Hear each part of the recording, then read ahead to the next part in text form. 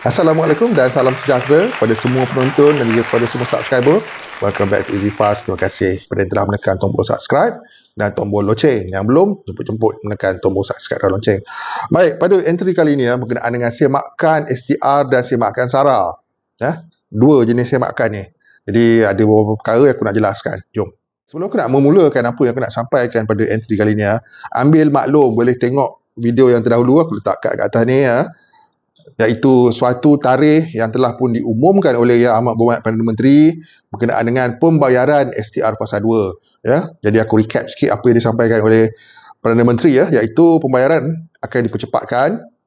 Ada disebut oleh beliau akan dipercepatkan sekurang-kurangnya 2 minggu sebelum perayaan Aidilfitri. Itu yang diungkapkan oleh beliau pada ucapannya di Dewan Rakyat. Dan paling-paling lewat pun awal April, begitulah lebih kurang. Korang boleh tengok video yang aku dah sediakan semalam. Okey, baik. Jadi timbul persoalan pula tentang semakan. Kalau PM dah umum macam tu, perlu ke nak tunggu semakan, dan semakan tu untuk apa? Baik. Jadi tentang dua semakan ni aku akan terangkan pula. Kita pergi kepada semakan yang pertama, semakan STR. Okey, semakan STR ialah satu semakan yang wajib, yang perlu akan ada disemak untuk kita ketahui. Yang pertama, adakah kita lulus untuk fasa 2 sekiranya ada membuat kemaskinian atau permohonan baru. Itu yang pertama. Yang kedua, berapa amount yang tepat yang kita bakal dapat pada STR fasa 2. Dan yang ketiga, adakah kita akan mendapat pembayaran yang tepat seperti yang kita dimaklumkan berdasarkan amount keseluruhan.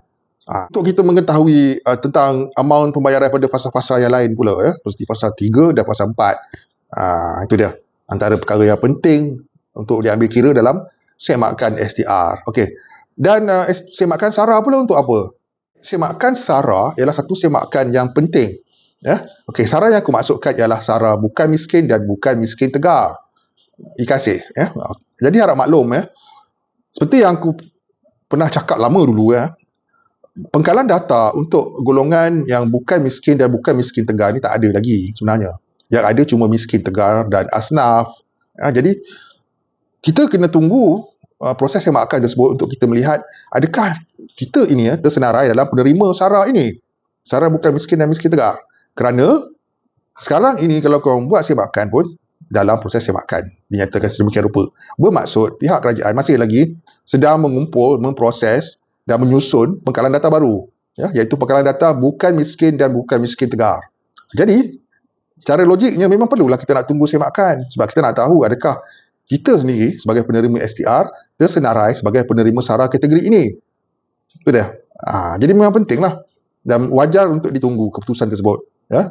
Sebab SARA ni untuk kategori bukan miskin dan bukan miskin tegar, IKASih ni ialah satu kategori baru yang diwujudkan dan nama pun kategori baru. Memang wajarlah tak ada lagi pengkalan datanya dan untuk disiapkan dan akan link sekali dengan MyKasih yang mana konsepnya sama, pembelian barang-barang terpilih menggunakan MyKad anda di pasar raya ataupun pasar mini yang tertentu yang ditentukan oleh MyKasih.